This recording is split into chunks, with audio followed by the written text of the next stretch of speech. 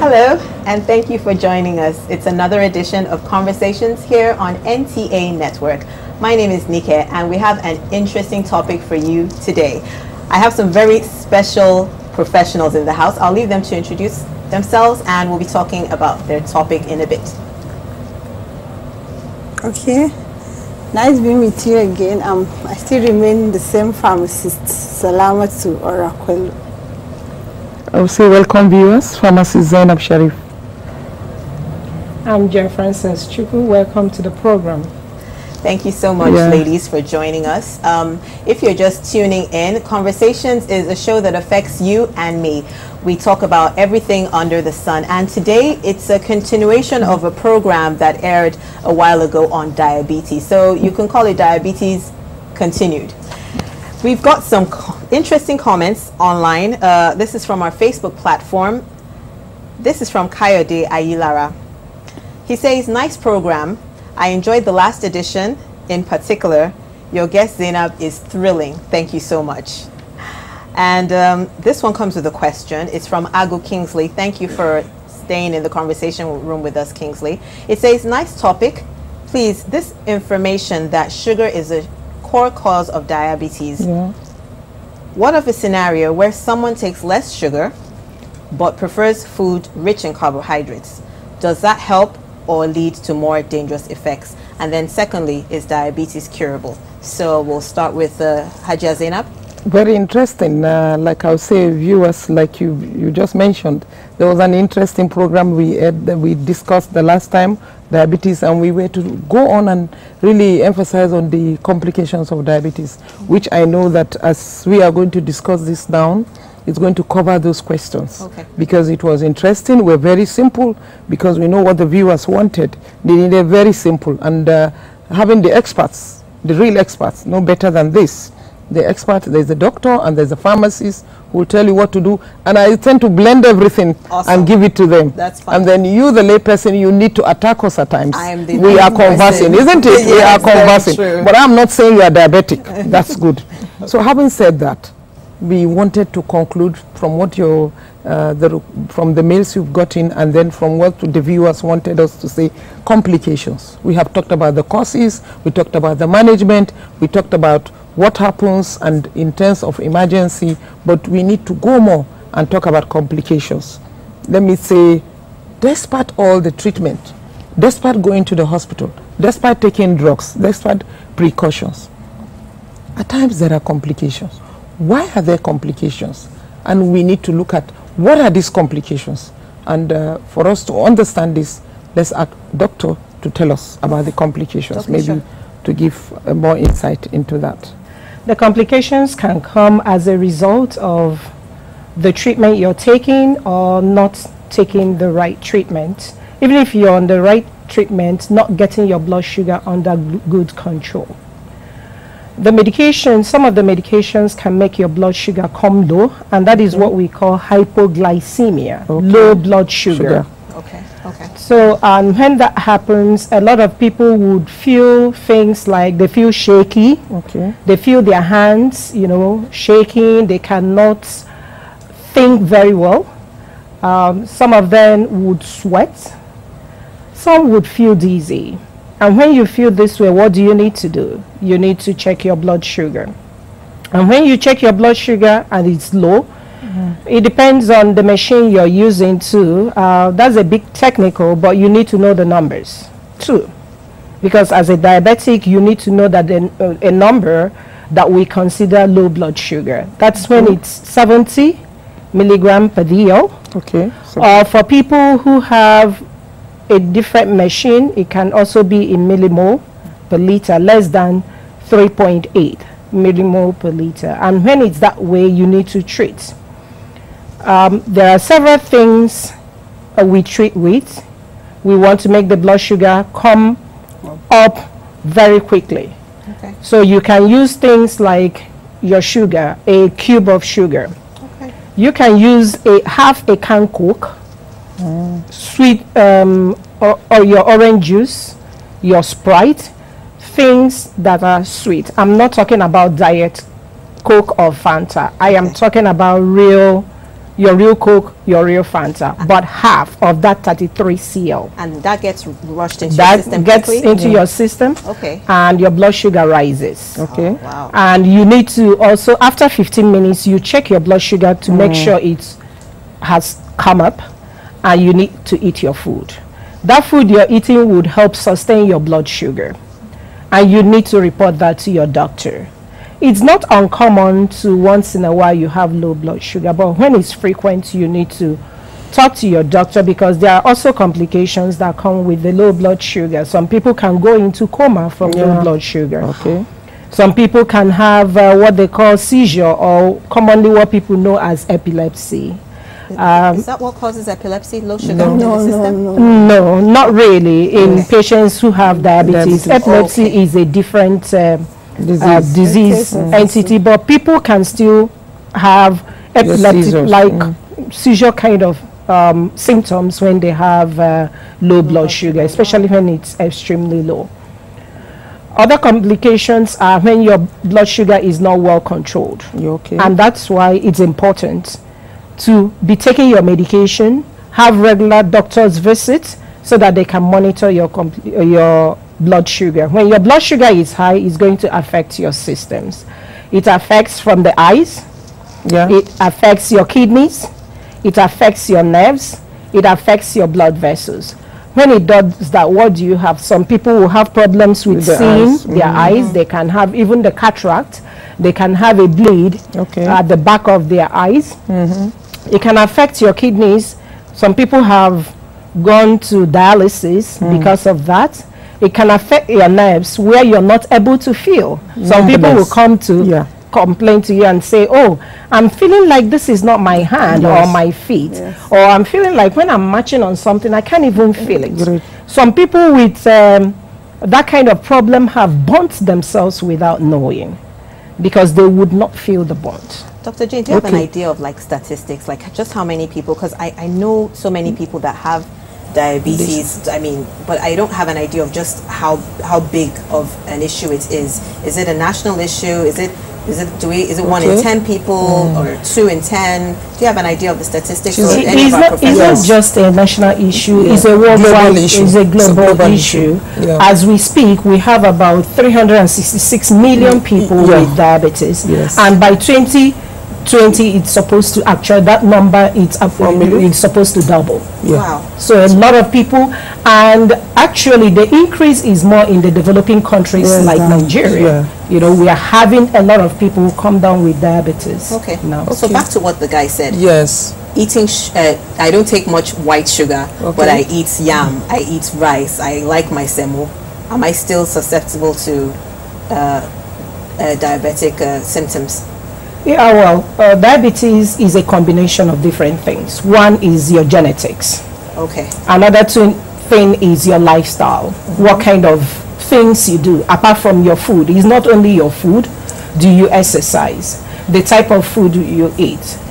Nobody says don't take carbohydrates. Diabetic patients are supposed to take carbohydrate, but in decent amount, in a small quantity. We would always tell them just use your hand as a measure of the size of food. You do this because you go to the restaurant, the mount, and the mountain must come down. Yes, you know, she's been talking so much about the complications, but these complications also go out with treatments. There are medicines, there are drugs. So let's ask the pharmacist, with all these complications, the patients come to you, the doctor has prescribed the drugs.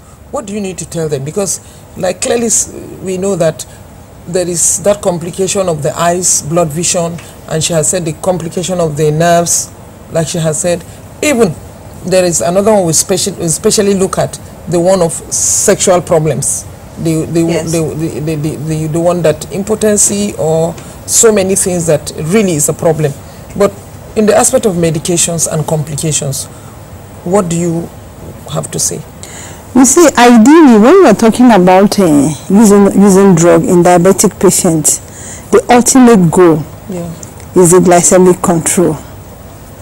And I know you want to ask me what is glycemic. She's been talking about sugar. Okay. Okay. Getting it to a particular, to the normal, near normal level, which she just mentioned. Okay.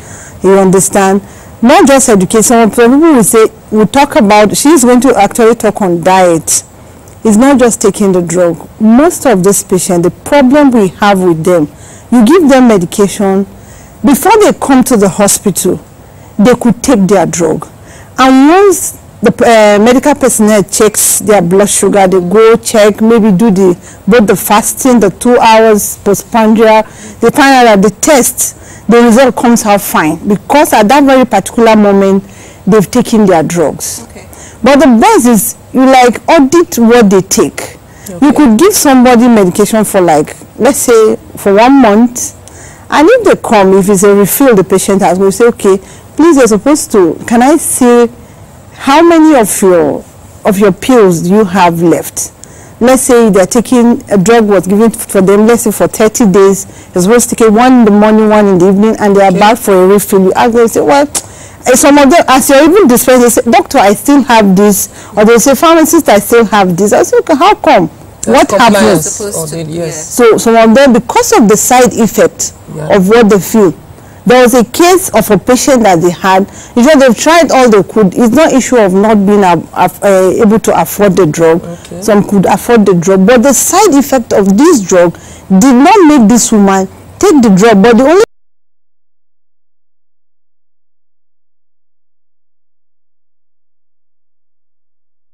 check, and the symptoms are still there that she's not really doing well. But on auditing the drug, now discovered that she just had to like confess that when she takes the drug, one, because when she comes, she doesn't go back to see a particular doctor. It could be that she sees this week, the next week, the next clinic, she's seeing another doctor, and maybe in the case of where they give her a different brand, because a different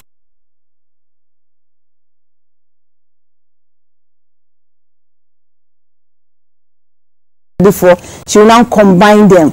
And most of the side effects, if you talk about metformin, let's take for instance, that's glucophage, the normal glucophage. Yes. You see the nausea side effect. Was not even making this woman take her drug. And each time I take it, she talk about being hypoglycemic. We now discover that in a day, she was like taking, she had 3 different classes of drugs.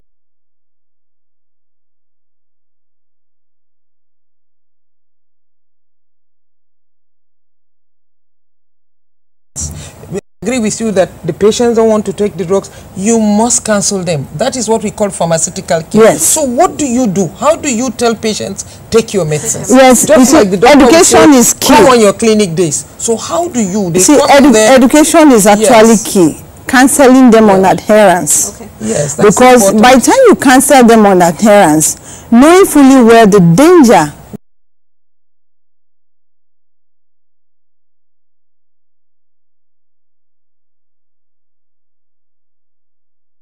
take it is very, very important. Some of them cannot really read. So telling them how to take this, especially for elderly ones, you need to like tell them, take this drug. Some of them come with their caregivers. Yeah, caregivers is important. It's important. Yes. But when you talk about pharmaceutical care, compliance is key. Educating them on some of how to take the drug, side effects that if they notice might be transient. Transient in the sense that they notice it could start today, but as they continue taking the medication, those side effects wears off. Yes. Basically for metformin, you find that nausea side effect, they feel nauseous.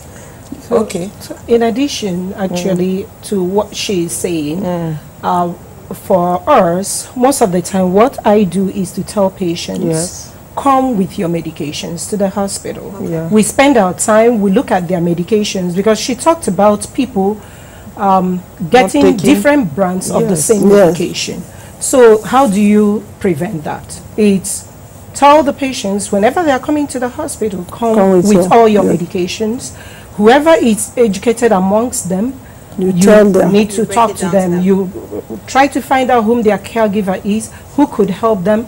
you educate them very well about their medications. That is really, really the key. That's key to it. Well, we had a case of a lady that came and she was like, I just cannot comply. Something must kill me one day. Now you've told me eat beans, eat moi moi, eat unripe plantain. Why? That means I can't live a normal life. So educating them on, it's not just, you could still live a normal life from what you eat, but you really need to take this drug. Show them, give them cases. We have, at times we have pictures of people with the complication. When the patient comes, coming from the doctor, you actually have time, counsel them. They already know, they need to be educated to know why they need to take their drug, issue of adherence, and again, affordability of this drug is also another problem. It's not affordable, or it is? Well, some people could come. Well, let me give it, will I say, if you talk about a patient could, they could come with a prescription with a name, maybe a brand name. Okay. Of glucophage. We're talking about brand name and generic. And generic. So how do we go about that? By the time you give them, after costing for them, maybe for the branded one, that's let me say the innovator brand, the innovator product, and they cannot, some of them will say, okay, we've heard, we're coming back, knowing fully well they are not going to come back. But we want to really appreciate the issue of us having a generic brand. Generic in the sense that they are the same. The components are the same, it's just the manufacturers that are different. So how does this work? Dr. Jane writes the prescription, sends the person to you. Yes. But I can't afford it. So is it your place to tell me that, well, there's a generic brand? Yes, I have different brand and they have their... Tell me that. I can tell, yes, you can make your choice. Okay. But where we stand a little bit challenge is that some of these patients will not even want to will not want to go for the generic brands. Why? Because it's not, we feel it's not as effective as the brand.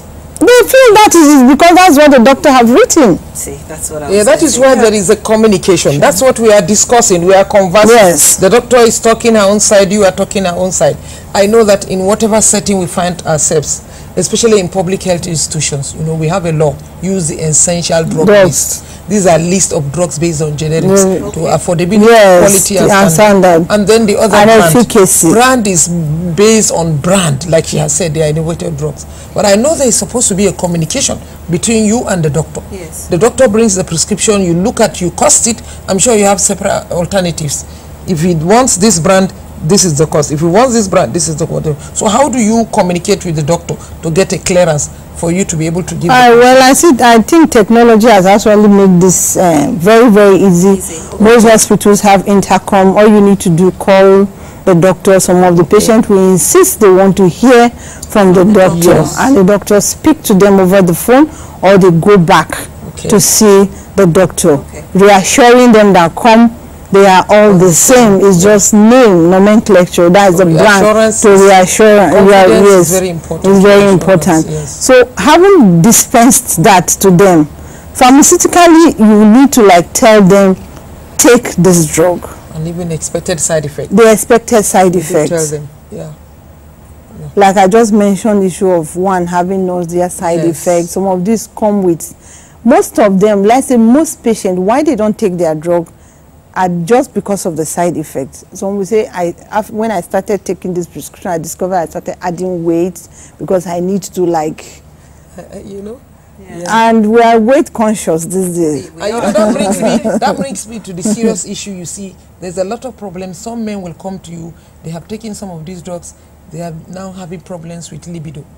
They cannot perform, there's sexual dysfunction, there's so many things. And that's a very, very important. And I think we need to get clarification. We need to ask the doctor, what happens? Why do suddenly patients come and they say they have a sexual problem?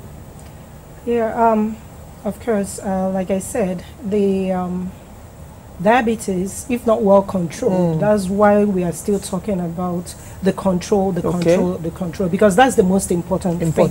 That with good control, that most of these complications are reduced to the barest minimum. So the people that actually develop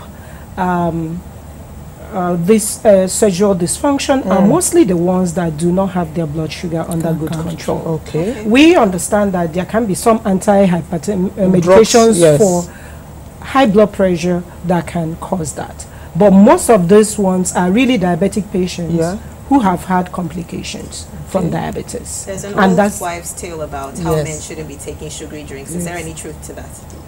Yes, there's that correlation, because just like you believe that you tend to say that at the end, if you look at genetic, if you're hypertensive, if your family is hypertensive, you may likely become hypertensive. And when you take a lot of sugar, it tends to cause some kind of sexual problem to you. Which is when you want to talk about treatment, you talk about diseases in particular. Yes.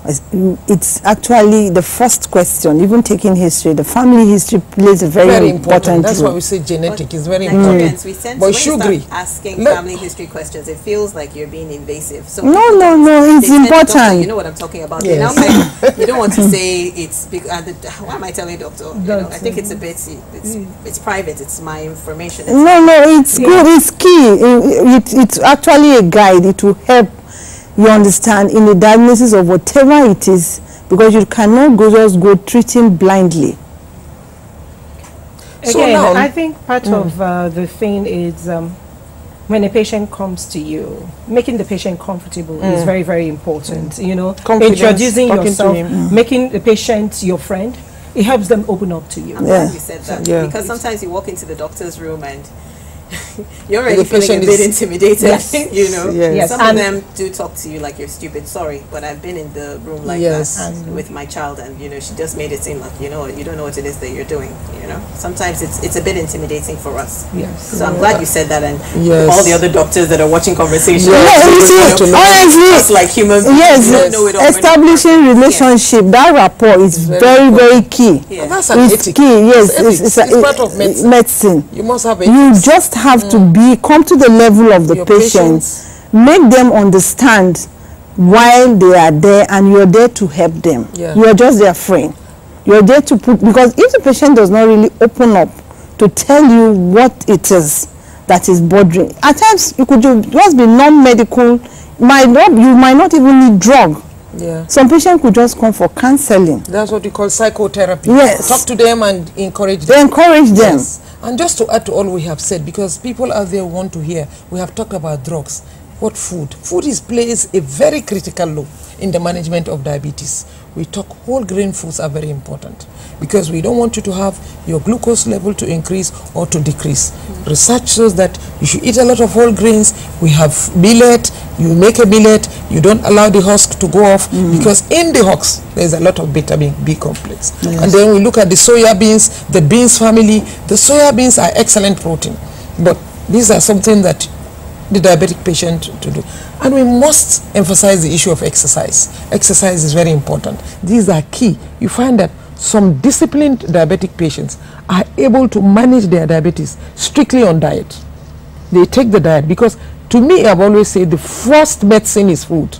Hippocrates said, let food be thy medicine, and medicine be thy food. So you give them good diet, and then there are specialized foods, like what I call the cruciferous vegetables. What I mean by cruciferous, the cucumber, the carrot, do you understand? Or the cabbage, the cauliflower. These are vegetables that contain, even when you make the juice, we call them life juice, green juice, because they are able to rejuvenate the blood.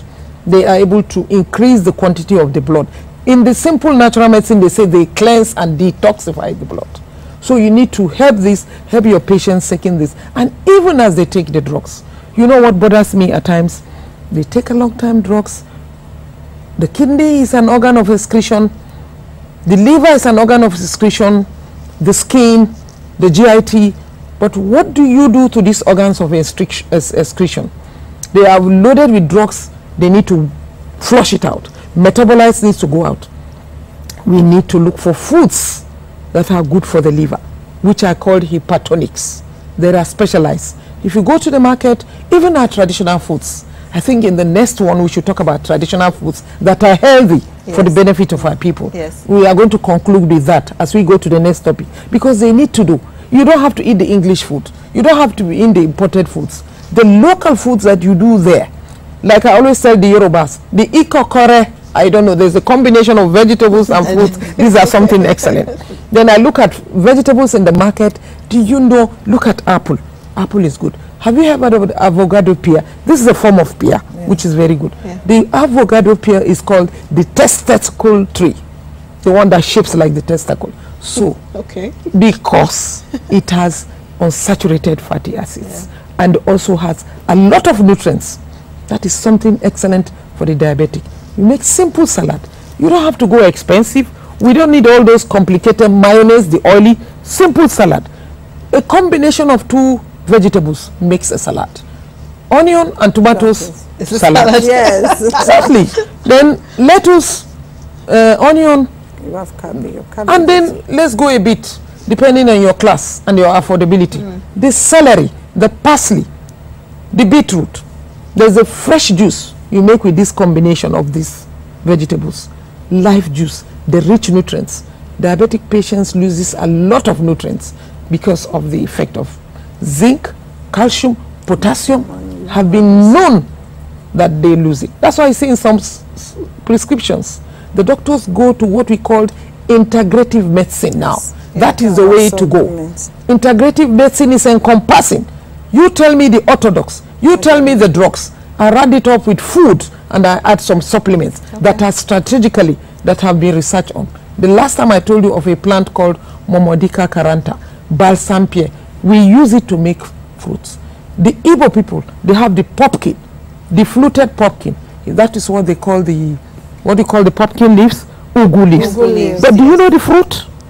The fruit. Yes, the fruit. Itself. They use the fruit. They eat the fruit. The How do they make it? The fruit itself is yellowish. In that fruit, there's a lot of zinc.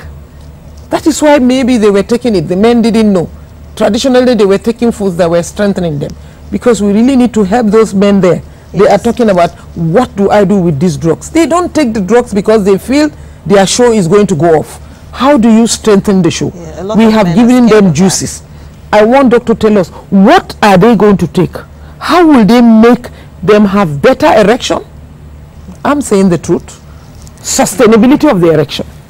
And how do they go to fertilize and have babies? Like I said, you know, the most important thing is for you to, for the patient to eat healthy. Yes. Great. For the patient to take your medications as required. Make sure you go to see the doctors all the time so that they can monitor your blood sugar and have it under good control. Because it's that lack of control that makes you lose your sexual ability.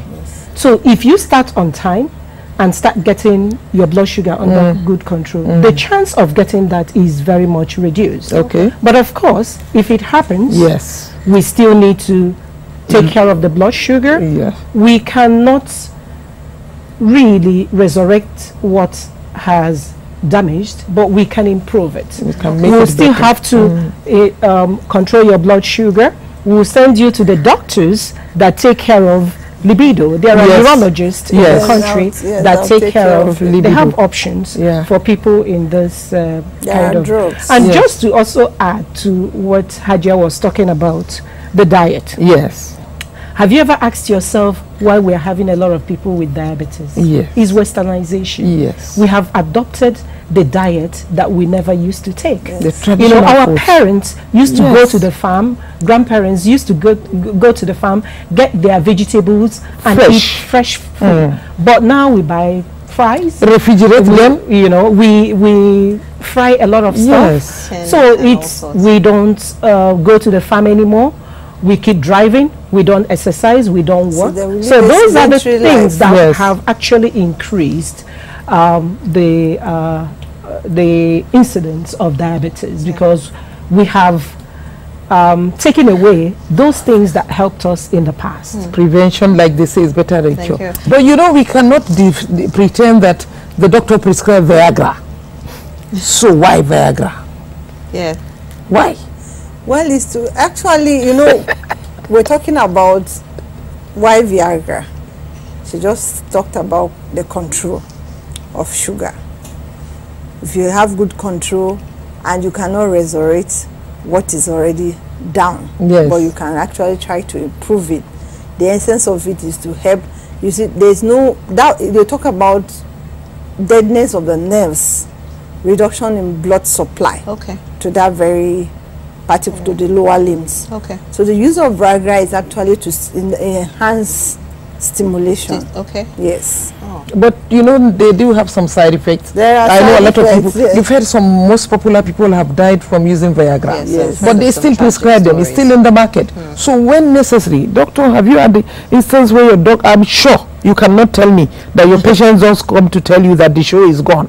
Oh, definitely. So what do you give them? It's very, very, you know, it's, remember, a significant part Yes. of a man's life. Yes. You know, Exactly. and when you take it away from, It's gone. it has a Even lot the of woman. effect. So we do prescribe those medications. Okay. But of course, do you- before we do that, we Yes. look at other medications Good. that they are on, especially their blood pressure medications. Very good. Can actually interact. Okay. Yes. Can cause low blood pressure. So we do look at them, especially medications like the nitrates. We Yes. need to look at them. Exactly. You know, before Combination, drug-drug we interactions. We prescribe some of Outside these the nitrate, the medications. calcium channel blocker, though we're going to get to that. Hypertension. When we get to hypertension, if we talk about calcium channel blocker, maybe the popular is amlodipine, or Novax. Novax, which everybody knows, hypertensive you patients. understand? Everybody knows. Most men that are on it honestly come, they might not even come outrightly, but they'll tell you honestly, I have problem, I can't take it. And because of that side effect that they are experiencing, it leads to them not complying, taking their medication. Most treatment failure that will have a complication you see today, people stop their medication because of the side effect, and one, because they are not educated. So by the time they come to you seeking to refill or get their medication, educating them on what they expect to see, some of the side effects. Like, so there are some drugs that you take. Let me even give you an example of rifampicin. It's an antibiotic. Okay. They use for TB. I could classify it as an antibiotic. When you take it, you know, when you go to urinate, the color of your urine is red. Yeah. Yes, it's red. So if you don't alert patient on some of these side effects, Excellent counseling. excellent Yes. counseling, They can panic. yes, Yeah, they could panic. We have a patient that honestly, it's not issue of affordability. It's not issue of, okay, they felt she was complying, taking her drug, and they've tried all they could. They'll give her, the caregiver was actually giving, the children provided all she needed, and she was just collecting. You say you is it not under the tongue? It's there. When you're out, she spits it out. And then I asked her, what happened? She just busted it. This came as a result of counseling, Mama, you know I'm your child. Yeah. Just be free. Every other person has talked with you. Forget about them. I'm not going to give you drug. I just want to see what you've taken. And I know these drugs are not really helping you. But just tell me, is there anything you feel when you take this? My son, God bless you. Do you know immediately I started taking this drug? I was not urinating before. But when I took it, I started urinating. That's This is talking a about diuretic. diuretic. Yes, you need to understand? know. I say, all through the night, I did not sleep. It's like I was going to die. So I felt, and since I stopped taking she it, didn't take it and I stopped, at least I felt better, not knowing that she was causing more damage in herself. So basically, people don't take their drugs because of the side effect. And most of the side effects, if you educate them, like such a woman now, you tell her to take the drug in the daytime. So telling her when to take it is also very important. Yeah. So that all through the day, even if she's good, she'll read, then at night she'll be able to sleep. Because her not sleeping all through the night will also raise the BP. Okay. And you know, I just want to say that we really need to help those men out there. The libido issue. Yes. People have come to ask. You see, they secretly tell the doctor, "Doctor, my wife is sad." You must help them. You must give them some tips. That's the angle I'm coming from. Yes, you have the medications with strict recommendations from the doctor or the expert, telling you when to take these drugs and when not to take this. Then I tend to look at, are there foods that are called the sex stimulants? yes, there are foods that are called the sex stimulants. We need to take a break. We need to take a break, but I know the people are going to be waiting for you to come back and talk about the sexually stimulating foods. This is Conversations here on NTA Network, and when we get back, we'll be talking about what Hajia talked about and much more. Stay with us. We'll be right back after this.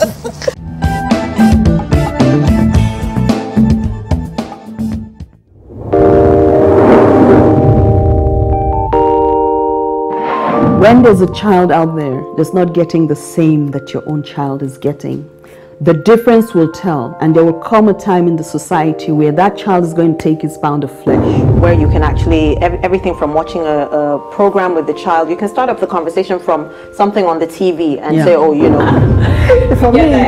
For me, it's like, hurry up with this business. And the other one said, Auntie, it's not about me, it's about the guys, they're not ready to marry. Yes. So if she wants to ask something, no, I know my mother very well. In fact, the most interesting one is when I put up pictures on WhatsApp, you know, Snapchat filters and all that, she will call me, remove that picture. There was a day I got tired of all that and I said,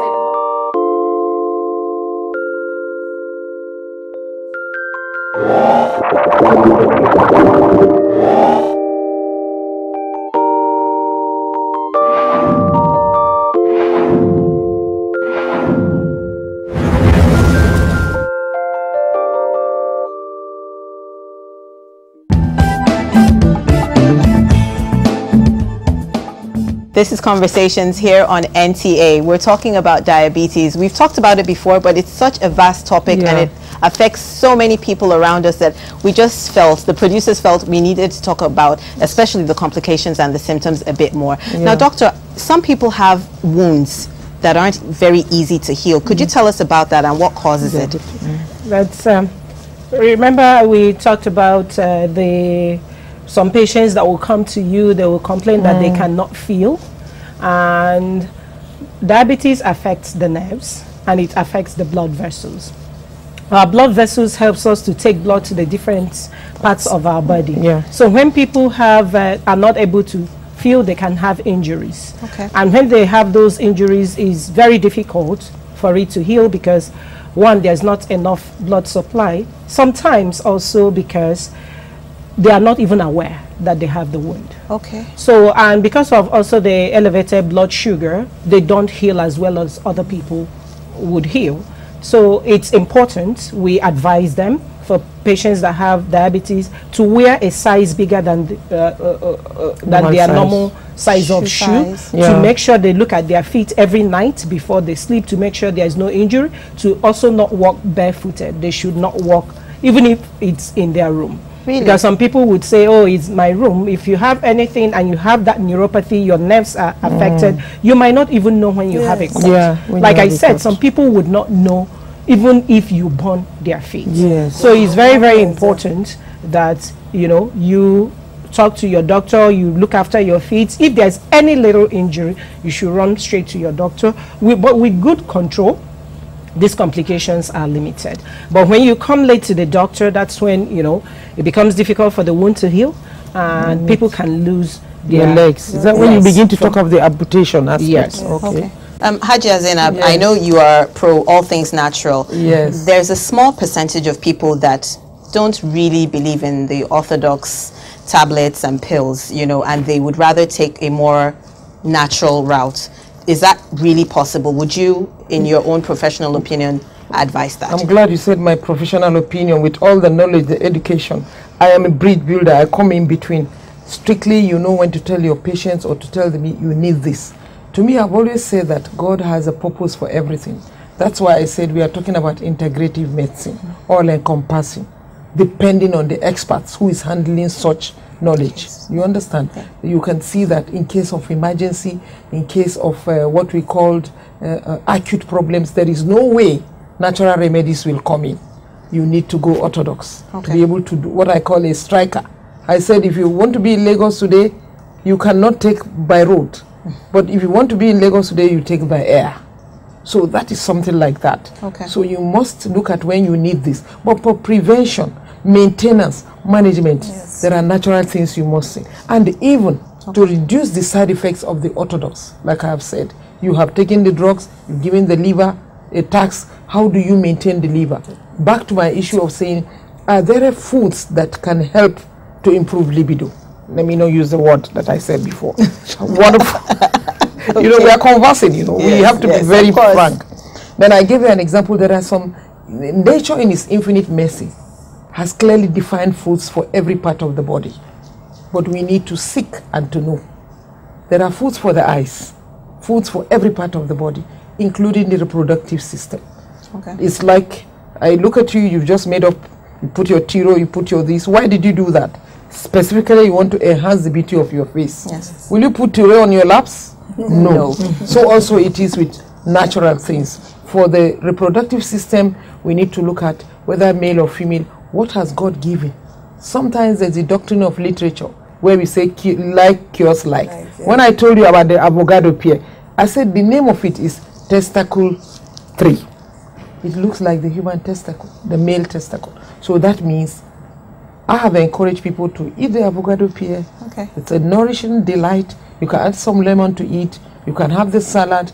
People do say it's very fatty, but research has shown that it is on unsaturated fat that you have there.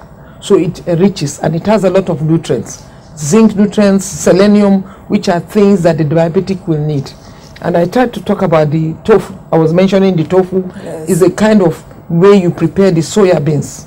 A lot the Japanese do it, and they even add it with what they call the raw fish. You know, the Japanese eat the raw fish. Yes. These are special delicacies they prepare. They call it the sweet delicacies. When I ask them what is the sweet, they say it's a food and nourishing diet for the reproductive system. Okay. What do we have? You hear that some men go to say yaji. Am I right? Yes. They say yaji. They call the name. They say this food, when they eat it, it helps. It's a simple analysis of how do you stimulate circulation? Yes. Okay. How do you increase peripheral circulation to the pineal region? Okay. How do you give nourishing food? How do you promote the blood? So the blood has to contain right nutrients so that it can be able to flow to the reproductive system. And then the foods that have that affinity, like I told you, the soya beans, the tofu, the acha. There's even this research, a combination of milk. You understand? You put some milk and a quarter tablespoonful. Let me just make it specifically. You need half a glass of milk, let's say fresh milk, and then you take half a quarter pinch of cinnamon.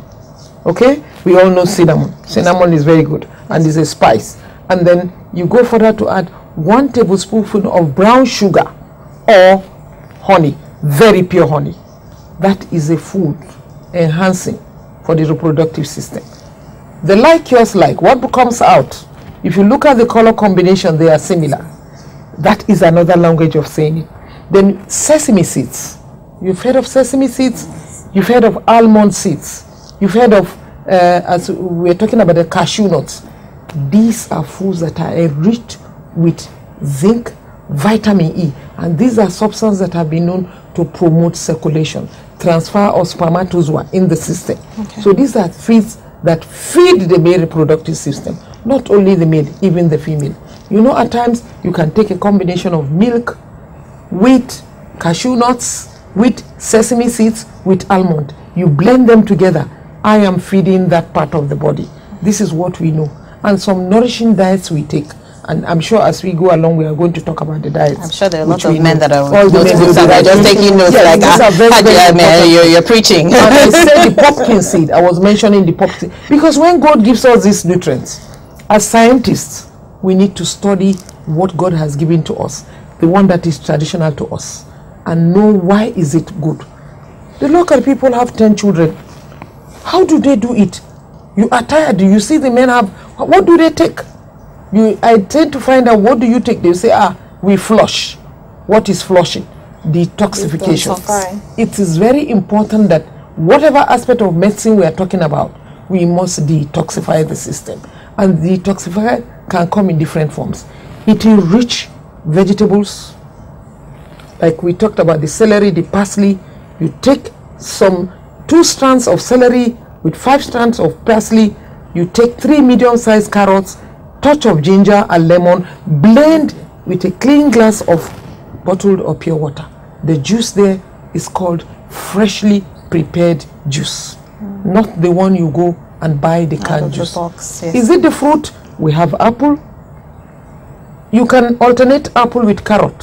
Where you put the carrot, you can take the apple. Okay. Let me give you a funny recipe.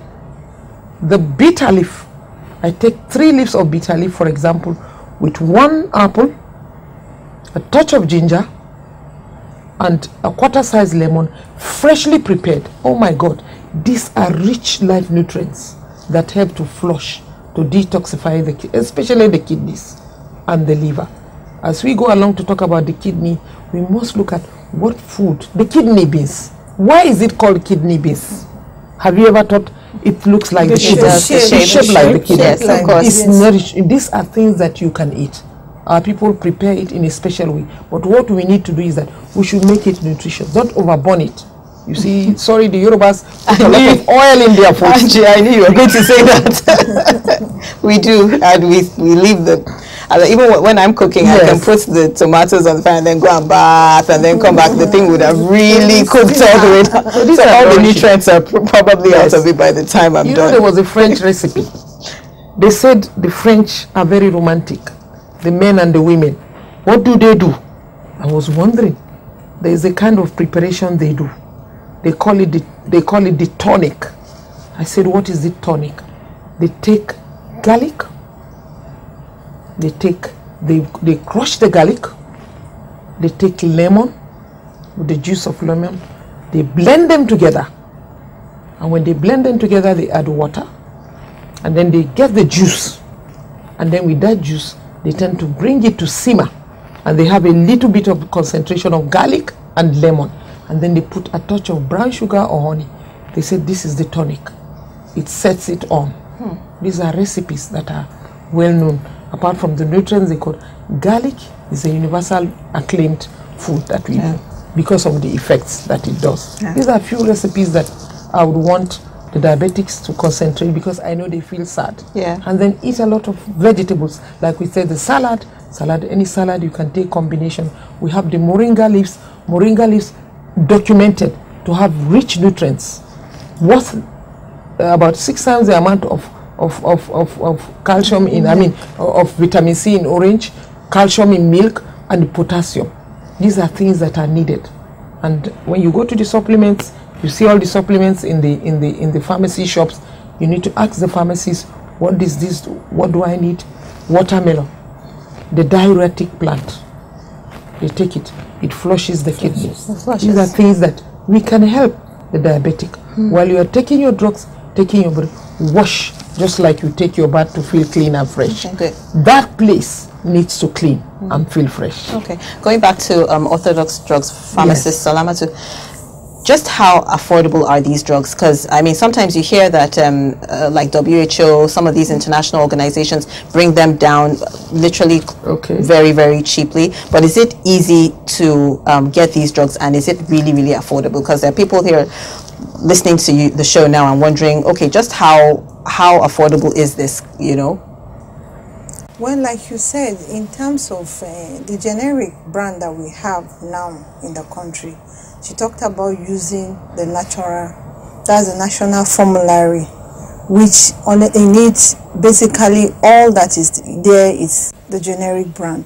Is when you want to talk about the innovator brand. If you're talking about WHO bringing in some drugs, they are not all drugs. Especially, you cannot talk of diabetic drugs when you're talking about drugs, assisted drugs that are brought into the country. You talk more on HIV drugs and all the vaccines and the rest. And like during our last episode, we also talked that some of the diabetic patients are saying, since it has become a global issue, they also need, there are patients that are really, indigent patients that are really out there that will not mind if such assistance is rendered to them. But for affordability, the generic brands that we have around has actually made the cost of drug cheaper. Yes. And just to add to what she has said, you know, I'm a pharmacist too. I need to chip in. And then I work with the government. There is what we call the essential medicine list. This was born out of the need to make drug affordable, accessible, qualitative, and even locally produced. And I know that part of the government strategy is to encourage local manufacturing and to encourage easy way of doing business. We have over 120 local manufacturers in this country, and some of them has their area of specialty. They are able to produce these drugs. The advantage of producing these drugs is that we believe it should be cheaper. And then the list, especially, there is a strict compliance of the list in public health hospitals, whereby you can have some of these drugs they mentioned, the glucophage, metformin, glabeclamide, and you can be able to afford it. Usually in their generic brand. And some donor agencies come in with some free drugs. So in that case, they can be able to make it affordable. But we hope that it could be better and cheaper, because we don't really have raw materials for producing these drugs locally. But however, we can still manage, and with the local companies manufacturing these drugs, with the donor agencies coming in, we can go a long way. And for the rich guys, that is why we must be our brother's keeper. There's a need for foundations. I'm glad I see some foundations. They buy drugs, they bring in drugs, and they take it to the needy patients. So we should encourage ourselves to help our people. Well, now that you're talking about foundation, well, fortunately, I think 2 days back, the Pharmaceutical Society of Nigeria launched a foundation, and it's one of her primary aim to reach out to the indigent patient that won't be able to afford. And I think there's a body, an international body, a pharmaceutical international body, Ray whatever foundation, that they have actually come. They are in collaboration, saying that it's not just coming in to compound. They are not here competing with the local manufacturer or drugs, but they are going to like compound as the need arises, like compound, will I say, with the name of the patient based on prescription. They are going to like make it cheap. Like you have a patient now, a particular strength of drug is not available. You send the prescription to them, they compound that drug at that very particular moment for such a patient free of charge. So a foundation, that foundation now, first of its kind among the, even the Minister of Health was in attendance, and he said first of its kind among all professionals. It was launched 2 days back. Because I was also going to ask about support groups. If I need someone to talk to me about my condition and just advise me, do I always have to go and see the doctor to help, or is there small groups that there's a diabetes association in Nigeria? Okay, there is. Yes, there is an association. There is a diabetes association, and they do have outreaches. And they do produce some flyers and stuff that can be given to the patient. I just attended a conference too that was done by one of our famous endocrinologists. Of course, she provided materials for patients. Even the Nigerian Medical Association, does a lot of outreaches. And again, one thing that is also very important is sometimes, we have competing needs. There are really people who can't afford it. But I think one important thing is Nigerians love life. And because they do, you just need to tell them that this is very, very important. That if they want to live long, they need to take their medication. Dr. B, are the Nigerians listening to you? They are. When I initially came into the country, people were saying, patients, they don't have glucose meters, they don't do this, they don't do that. But I could tell you for sure, I don't think all my patients are bourgeois, because I work in a government hospital. I can literally say that at least 90% of my patients have their glucose meter. And why? Because they know the importance. I have spent time to try to educate them on the importance of having that, how it will save their life, how it will help us help them. So sometimes I believe that the key is to let people understand their disease process, to make them understand that their medication is important, and that this has become part and parcel of their life. It helps a great deal, and it makes them reprioritize. And to come on that, you understand. I was just going to ask you both for your last words, because we're actually running out of time. So we'll start with Dr. Salamatu. You see, by the time you've seen your patient, your doctor, and you've done all the tests, if you really do not take your drug, you've done nothing. And to avoid complication that we've been talking about, all we've listed affecting the eyes, the leg, the numbness of the leg that will lead to the amputation, yes. and every other complication. The goal, the basic goal there is, one, to take your drug. Taking your drug is key. Okay. It's really, really key. Thank you. And you know, I was just thinking about the people in the village. You bring your mother, she goes to the hospital, she's diabetic, the doctor you need, and at times the doctor needs to give her medication for 2 or 3 months. So we need to tell our parents, these elderly people in the community, parents that come in here and they come from the rural to the urban area to see the doctor, you need to continue to manage them, give them their drugs. They could take their drugs, let them have their caregivers to encourage them to take these drugs. And again, for such, again, storage is important. You could get this drug if you don't store it very well. Honestly, it's like taking placebo. You're just taking water. You're not really taking the drug. It's not just having the drug. The way the storage is very important. Okay. How you take it, when you take it, and at the storage of this very drug, because there are drugs that are photosensitive. Thank you so much, Pharmacist Salamatu, Hajia Zainab, and Dr. Jane for coming in and talking to us about diabetes. We're out of time, but I'm sure we'll be seeing you on set very soon again in the conversation room. Our social media handles haven't changed. We love to hear feedback from you. If you have any comments, any questions about diabetes, we can always channel it to our professionals here in the conversation room. My name is Nike. Thank you so much for joining us, and see you again soon.